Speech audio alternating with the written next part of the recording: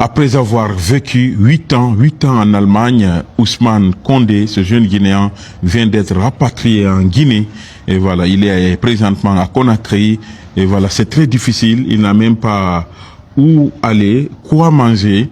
Nous avons donc décidé de le rencontrer cet après-midi ici à Conakry pour parler de sa situation qui est très très difficile. Bonsoir. Bonsoir. Présentez-vous. Oui, je suis Ousmane Condé. Je viens de Massantan.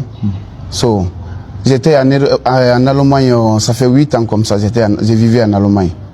So, le 8 ans là encore, j'ai fait 10 ans à l'hôpital en Allemagne. Ils m'ont hospitalisé là-bas. Après, ils m'ont mis quelque chose dans mon poitrine ici même. Tu as vu, so, en ce moment, tous les 10 ans comme ça, voilà, 1 an, je peux aller pour faire les thérapies, quoi. Tu as vu? So, j'ai resté à ça là jusqu'à 2 ans. 2 ans est fini encore, je me suis lancé sur le travail encore. J'ai travaillé 6 ans en Allemagne là-bas. Je paye ma maison, je paye tout ce qu'il faut payer pour l'impôt, quoi. Tu as vu? Je paye tout. So, je suis resté comme ça jusqu'à ce moment-là. So, ils m'ont dit de donner le passeport. Que si je vais donner mon passeport là, et ils vont m'aider que je vais gagner le papier. Parce qu'ils m'ont hospitalisé là-bas. So, alors moi encore, j'ai cherché le papier là-bas en Allemagne pour le passeport là. Je les ai donné ça. Mais depuis que je les ai donné le passeport, j'ai resté à continuer mon travail encore. So, ils ont venu un jour de moi. Depuis que je les ai donné le passeport, ça fait 3 mois. 3 mois après, ils ont venu derrière moi pour m'attraper dans ma maison. En ce moment, j'étais à la maison, je préparais même. Après le manger que je vais envoyer au travail, c'est ça que j'ai préparé même pour partir au travail. So, ils m'ont trouvé dans ma maison à 18 h. C'était le 12 février. Le 12 février, so, ils m'ont trouvé à la maison là-bas. Ils étaient 6 personnes comme ça. Ils étaient nombreux plus que 6 personnes même, tu as vu. So, certains ont pris mon fenêtre comme ça. So, certains sont comme venus rentrer dans la porte, quoi. So, ils ont rentré là-bas. So, ils m'ont trouvé à la maison là-bas. Ils m'ont dit qu'aujourd'hui, je vais partir à, comment on appelle, Absigoun. Absigoun, à déportement vers en Guinée, quoi. Tu as vu. So, depuis ces jours, je les ai dit, moi, je suis malade. So, mon docteur ne peut pas me confirmer d'abord que mon santé est bon, quoi, tu as vu. So, je les ai montré tous les papiers là, j'avais tous les papiers ici, tu as vu. Mais ils ont tous les papiers, ils ont ramassé tout ça là, ils ont dit que je vais partir à un camp qui est en Allemagne là-bas. On appelle là-bas, comment on appelle, Padabon. Padabon, oui. So, j'étais au camp là-bas jusqu'à 4 mois. 4 mois, je suis au camp là-bas. C'est le 4 mois là qui est fini maintenant, on m'a fait renvoyer ici. Mais avant qu'ils vont me faire renvoyer, ils m'ont pris dans ces maisons là-bas 4 fois pour m'envoyer à l'aéroport. J'ai refusé de venir en Guinée. Ah, vous êtes allé à l'aéroport? Nous sommes partis à l'aéroport pour qu'ils vont m'envoyer ici. Ah, vous avez refusé? J'ai refusé jusqu'à 4 fois comme ça parce que au propos de mon état, quoi. Au propos de mon état, c'est pour cela que j'ai refusé pour partir, quoi. Tu as vu, après, ils m'ont demandé même de prendre l'avocat dans le camp là-bas. J'ai pris un avocat là-bas que j'ai payé 600 € et quelques. 600 €. 600 €. Tu as vu, 600 €, je lui ai donné tous en cash même. C'est pas comme un PMP, je lui ai donné en cash pour qu'il va faire il va terminer le travail là, pour qu'ils vont me relacer, quoi. So, j'ai fait tout possible, mais Dieu n'a pas pris qu'ils vont me laisser, quoi. Tous les moments, si je me manifeste, si je viens, ils vont me retourner au camp là-bas. Là où j'étais comme ça, ils vont me retourner là-bas. Ça va dire encore, ils vont me prendre pour m'envoyer à l'aéroport jusqu'à 4 fois. Le 5e fois là maintenant, j'étais trop fatigué maintenant, tu as vu. Je n'ai plus faire rien là-bas. Et ils ont venu même les policiers, c'était 4 personnes.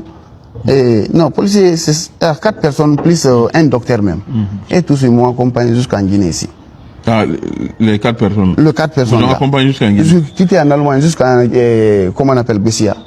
À l'aéroport? À l'aéroport, oui. Ils m'ont accompagné jusqu'à là-bas. On a quitté en Allemagne pour descendre à Casablanca, nous tous. Tu as vu? Parce que si tu quittes là-bas, si tu te manifestes seulement des fois, ils t'attachent, quoi, tu as vu? So, nous sommes quittés en Allemagne pour descendre à Casablanca. À Casablanca encore, so, on a fait 2 heures de temps là-bas seulement, on a quitté là-bas pour venir en Guinée ici, quoi, ensemble. Arrivé à l'aéroport, ils m'ont donné à le policier de Guinée ici. Après, il s'est débarrassé de moi avec des policiers. À travers le témoignage de ce monsieur, je retiens que notre vie peut basculer à tout moment. Nous qui sommes ici en Occident, cela va dépendre de la gravité de nos actes. Est-ce qu'il nous a réellement dit la vérité? Est-ce qu'il nous a vraiment détaillé tout ce qui s'est passé? Parce que j'ai remarqué que certains de nos frères ici en Occident vont entrer dans tout et n'importe quoi. Plus tard, ont perdu leur papier. Bah oui, il y a des personnes ici en Europe, en France particulièrement, que je connais, ils avaient eu leurs papiers, mais ils étaient entrés dans des trucs louches, bizarres, extrêmement graves là. Et du jour au lendemain, se sont retrouvés sans papier, ont perdu leur titre de séjour. Pareil pour la nationalité, hein. J'ai vu des personnes qui étaient naturalisées, mais plus tard, qui ont perdu leur nationalité à cause de la gravité de leurs actes. Donc, comprenons par là que rien n'est acquis ici en Occident. Rien n'est acquis. On peut te donner, on peut t'octroyer la nationalité, comme derrière, on peut retirer. Voilà, tout va dépendre de, comme j'ai dit, la gravité des actes que tu as commis. Donc, faisons attention. Faisons vraiment attention. Voilà. Ici en Occident, c'est pas parce que tu as ton titre de séjour que non, tu vas décider de faire tout et n'importe quoi. Et c'est toujours important de s'informer. Qu'est-ce qu'il a réellement fait? Est-ce qu'il a été piégé? C'est la question dont nous avons envie de savoir. Comme je disais tantôt, il y a certains de nos frères et sœurs qui arrivent ici en Occident, au lieu de s'intégrer et se concentrer sur leur vie, non. Ils préfèrent organiser les réseaux, aller escroquer leurs frères qui sont là-bas au pays. Quand c'est nos sœurs de la diaspora, vont aller escroquer nos petites sœurs qui sont au pays en leur promettant le blanc. Voilà le cas d'Hervé Chopin. Les gens sont en train de faire des vidéos, multiplier des vidéos à son égard parce qu'il a escroqué plein de nos frères. Il y a une victime qui s'est suicidée. Vous voyez la gravité de ces actes. Demain, quand on va le rapatrier, on va dire, ouais, non, pourquoi l'Italie a fait ceci, pourquoi l'Italie a fait cela. Donc, ça dépend de fois de la gravité de nos actes. Et je sais que nous, les Africains, nous, je ne sais pas si c'est l'argent facile. Vous savez, ici en Occident, il y a des opportunités.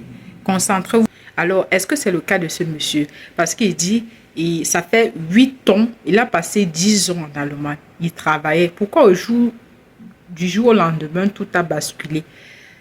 Pourquoi quand c'est arrivé, il n'a pas peut-être pris un avocat? Je ne sais pas. Son entourage ne lui a-t-il pas conseillé de prendre un avocat? Ça, je ne sais pas comment on va dire. C'est toujours important d'écouter les deux versions.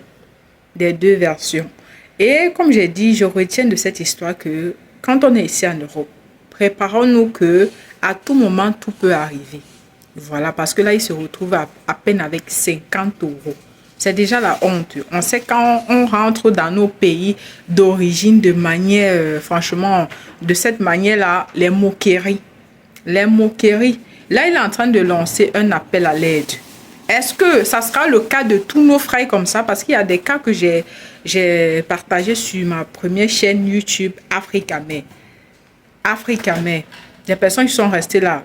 Tout le temps, c'est SOS, SOS, SOS. Qu'est-ce qui s'est réellement passé? Je ne suis pas là en train de le juger. Je vais juste connaître la vraie raison, la vraie histoire. Parce que pour raconter des fois des histoires, certains de nos frères sont champions là-dessus. Hein? Ils sont là des fois pour essayer de brûler les pistes.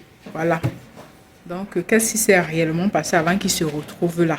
Du jour au lendemain, après 10 années passées en Allemagne. Vous allez dire, oui, ça dépend des pays. Il y a certains pays qui sont vraiment stricts. C'est-à-dire, peut-être tu as fait quelque chose qui n'est même pas grave, mais ils vont oser te rapatrier ou retirer tes papiers.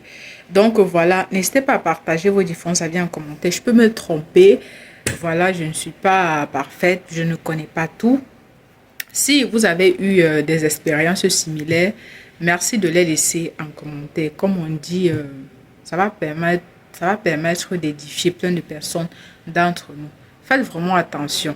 Quand vous êtes là, préparez-vous pour dire, ok, si ça arrive demain, c'est pas chez nous ici en Occident, tu aurais déjà peut-être quelque chose dans ton compte bancaire. Vous voyez un peu. Donc, c'est ce que je voulais rajouter dans cette vidéo. Je ne vais pas m'attarder dessus. Voilà, parce que je ne connais pas les raisons. Donc, on se dit à la prochaine vidéo. Au revoir.